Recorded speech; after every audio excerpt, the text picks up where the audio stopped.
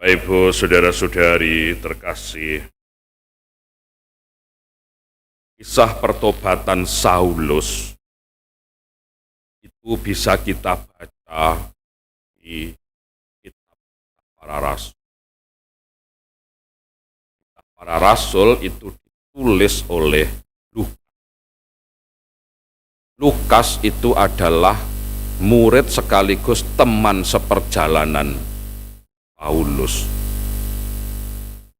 Dan di dalam kisah para rasul itu, Bapak Ibu saudara-saudari, Lukas menulis ada 3 versi cerita tentang pertobatan Paulus.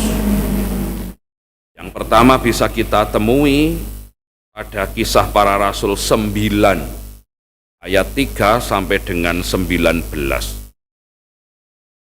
Yang kedua, kisah para rasul 22 ayat 6 sampai dengan 16. Dan ketiga, kisah para rasul 26 ayat 12 sampai dengan 8. Jadi seakan-akan Bapak Ibu, Lukas mau menekankan bahwa peristiwa pertobatan Saulus itu penting.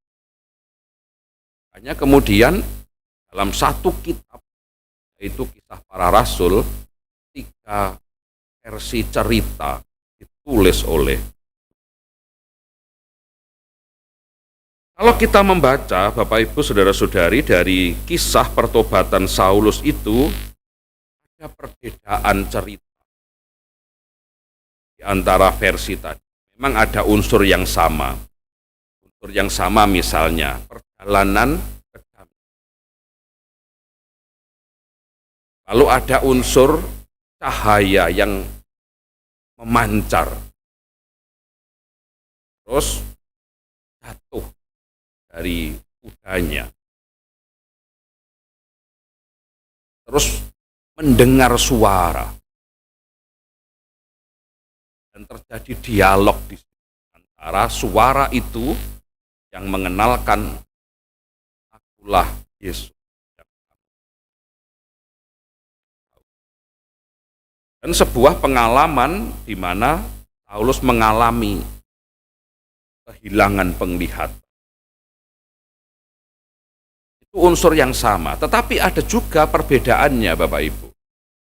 Misalnya, yang satu mengisahkan cahaya itu langsung memancar ke Paulus orang. Yang satu lagi cahaya itu memancar lalu melingkupi Paulus dan teman-temannya.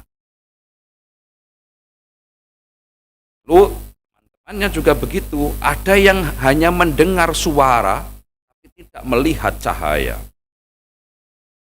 Ada yang melihat cahaya itu sekaligus juga mendengar. Di versi yang satu hanya Saulus yang jatuh dan rebah. Cerita yang lain, Paulus dan teman-temannya semuanya rebah. Meskipun ada perbedaan versi cerita, unsur-unsur yang sama itu, Bapak Ibu, mau menekankan bahwa Paulus bertobat itu lebih-lebih dalam karya perutusan. Syarat menjadi rasul, Bapak Ibu, itu kan ada 2. Kalau di jiwa memilih para rasul yang menggantikan Yudas Iskariot, di situ ditekankan di antara kita yang selalu bersama-sama mengikuti Yesus kemanapun. Paulus. Lalu yang kedua, mendapat amanat dari Tuhan Yesus. Pergilah, ajarlah semua bangsa menjadi murid. Baptislah mereka. Paulus tidak alami itu. Nah, pertanyaannya, apa yang menjadi dasar bagi Saulus, lalu yang kemudian bertobat dan namanya berubah menjadi Paulus itu? untuk tugas kerasulan. Maka peristiwa pertobatannya itu Bapak Ibu menjadi dasar yang penting.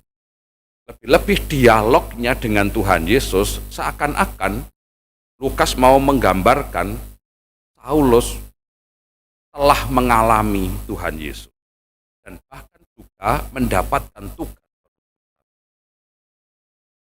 Misalnya ada suara yang mengatakan, pergilah, masuklah ke kota dan engkau di sana akan diberitahukan kepadamu apa yang akan.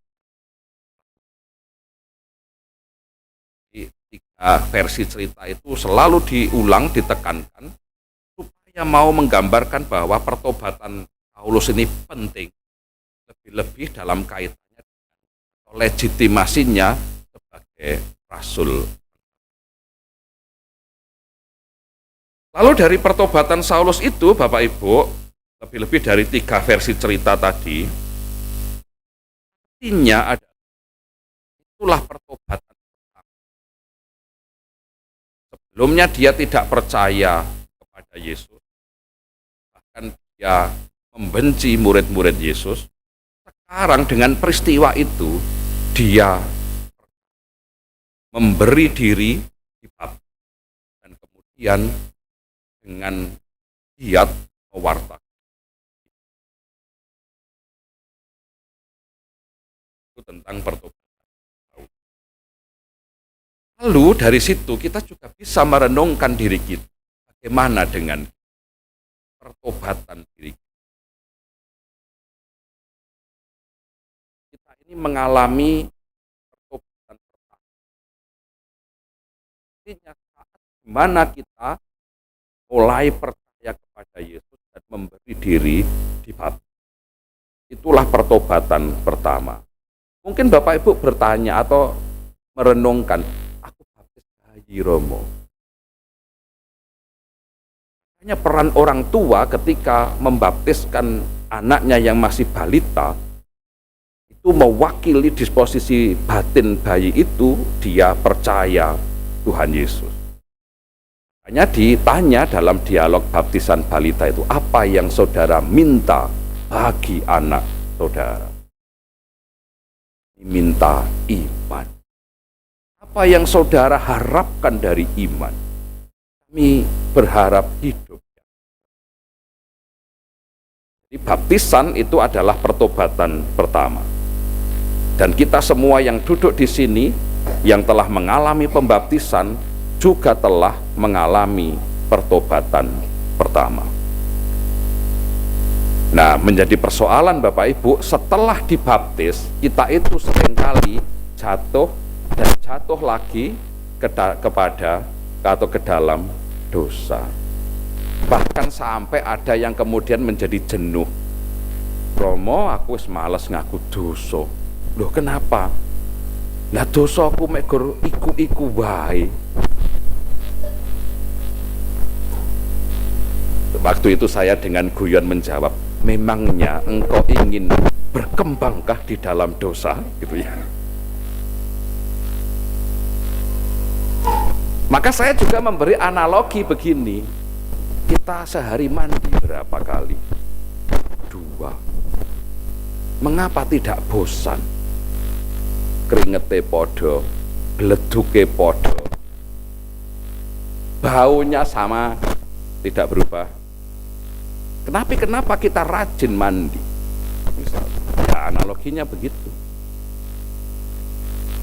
Dan itulah Bapak Ibu ya, pertobatan kedua kita butuh pertobatan kedua itu. Menyadari keberdosaan, menyesalinya dengan sungguh, jujur, dan membangun niat untuk berubah. Saya sering menggambarkan, bertobat itu memang akan-akan mudah. Saya menggambarkannya seperti orang yang balik kanan gerak gitu ya.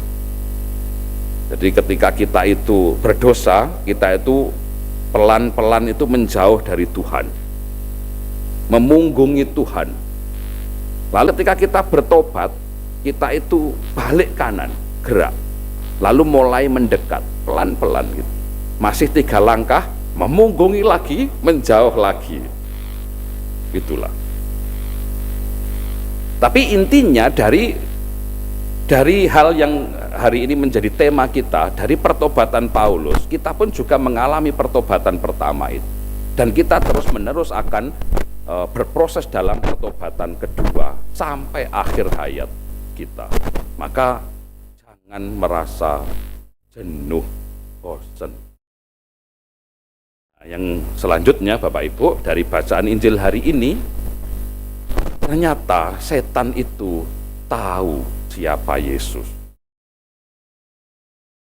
Tapi ya kita gambarkan tahu tetapi tidak taat, tidak memasrahkan dirinya dalam sebuah ketaatan. Sebelumnya Saulus juga mungkin tahu Yesus mengajar gitu ya, tahu mungkin. Tapi ada saat di mana Saulus kemudian menjadi percaya, jadi murid Yesus. Nah, kita tidak melihat secara jasmani Tuhan Yesus. Sehingga tadi ketika orang-orang berdesak-desaan mau menyentuh Tuhan Yesus, dan memang ada kisah dalam Injil, orang perempuan yang sakit pendarahan bertahun-tahun, batin, asalku jamah saja jumbe jubahnya, aku sembuh. Kita tidak menyentuh Tuhan Yesus dengan tangan kita secara fisik. Tetapi karena pertobatan pertama, karena iman, kita menyentuh Tuhan Yesus dengan iman kita. Artinya kita makin hari makin dekat dengan Yesus oleh karena iman. Maka iman itu harus kita terus-menerus pupuk, sehingga nanti besok buah-buah pertobatan itu apa gitu ya. Pokoknya hari ini kita harus bertugas memupuk iman itu agar terus-menerus. Karena imanlah yang membuat kita dekat dan bahkan kita bisa menyentuh Tuhan Yesus di dalam